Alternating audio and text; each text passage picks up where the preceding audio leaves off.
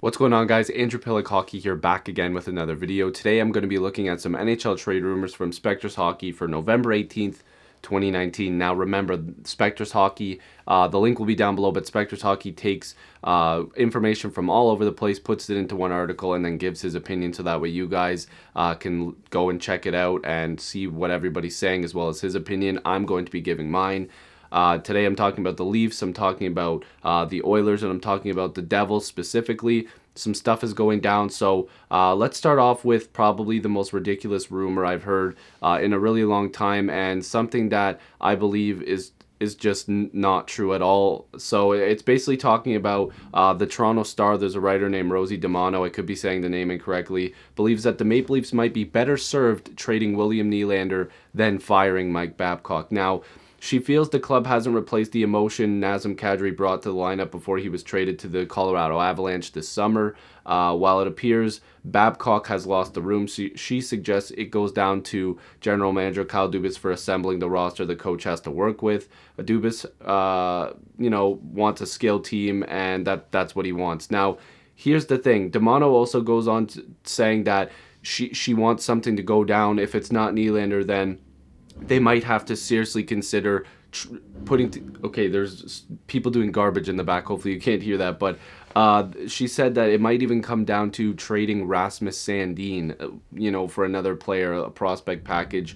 that could include Rasmus Sandin. So first of all, no to both of those things. That's absolutely ridiculous. William Nylander has had one of the better starts on the Toronto Maple Leafs this season. He has 12 points in his last 13 games.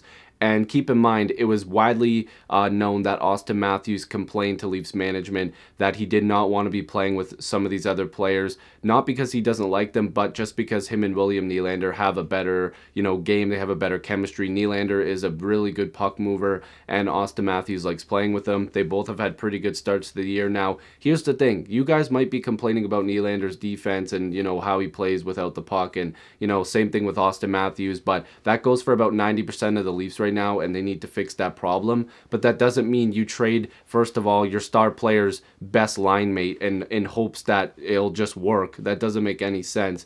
And two, they've literally had a good start to the season, the two of them. It's just the team sucks. Like, let's be honest, they haven't had a good start to the year as a team. And I don't believe that trading a Rasmus Sandin makes sense either. So this rumor, to me, no offense, I'm talking about it just because it's part of the article and how ridiculous it is.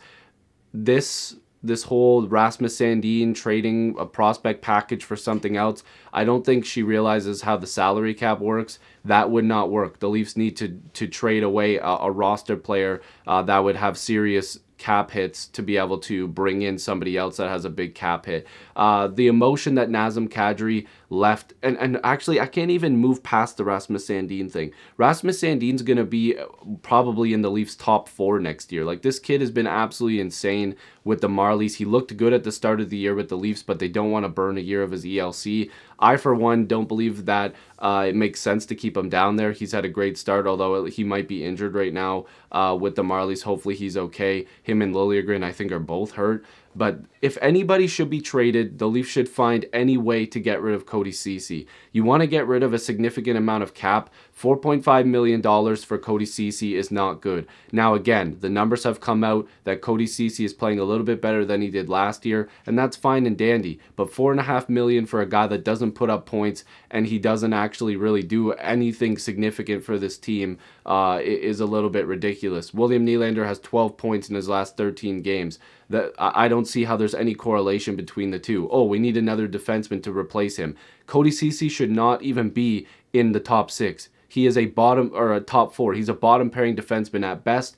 Justin Hall, Travis Dermott, any of these guys are better fit there. They've played better. Rasmus Sandin has played better. There's numbers to show it. I don't see how we're even sitting here considering this. Nylander's not getting traded, and neither is Rasmus Sandin. That rumor brought to you by the Toronto Sun, is the most ridiculous thing I've read in a very long time. The next thing here comes from the New York Post. Basically, Larry Brooks brought up the fact that there could be a trade with the New York Rangers and Edmonton Oilers, maybe centering around Lias Andersson and Jesse Puljujarvi. Jim Matheson also tweeted out, while there's been talk of a Jesse Puljujarvi, Lias Andersson possible Edmonton New York Rangers trade scenario, the scouting book on the Swedish first rounder Andersson is he's a bottom 6 NHLer who doesn't have a lot of pace to his game. Now, the Spectre's note here says Brooks' colleague Brett Segrelius, hopefully I'm not saying that incorrectly, or Sergalis reports the Rangers still believe in Andersson. They'll evaluate his performance in Hartford and see how he responds to more playing time there.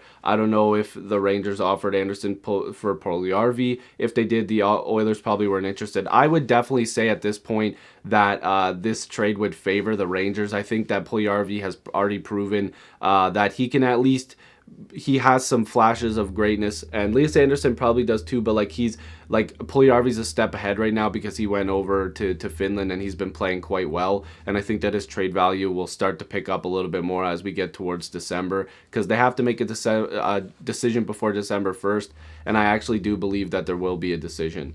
The next thing here comes from the New Jersey Devils. Now, this is something that I predicted a little while ago, and that is that the Devils would pick up Louis Domingue from the Tampa Bay Lightning, and he obviously has been with the Binnington Devils of the AHL, but Corey Schneider was placed on waivers today at the time I'm recording this video on the 18th, and it should be up. For the purpose of assignment to the AHL, I don't think anybody's going to be claiming him. His contract is quite large. I believe it's over $6 million, and there's still a couple years left.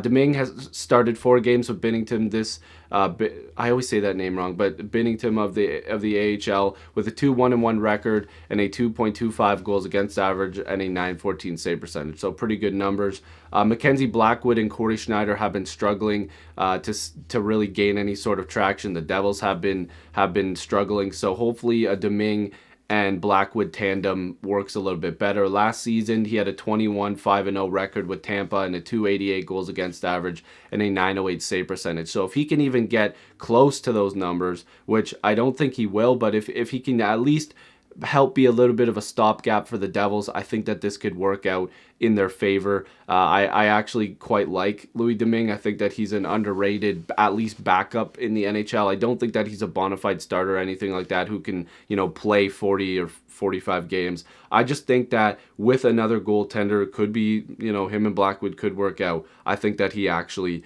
suits the Devils in this situation. So hopefully you guys enjoyed this video. Make sure to subscribe if you're new. Thank you to all the new subscribers lately. This is just what I like to do. I love trade rumor videos and I want to keep doing them. I've literally been doing them for years, so if you like these videos, make sure to let me know down below. Who will be traded? Is there other rumors that you want me to talk about or anything else you want me to talk about? Leave it down below. Yeah, make sure to check the Spectre's hockey link as well down below, and I'll see you guys in the next video or stream. Peace.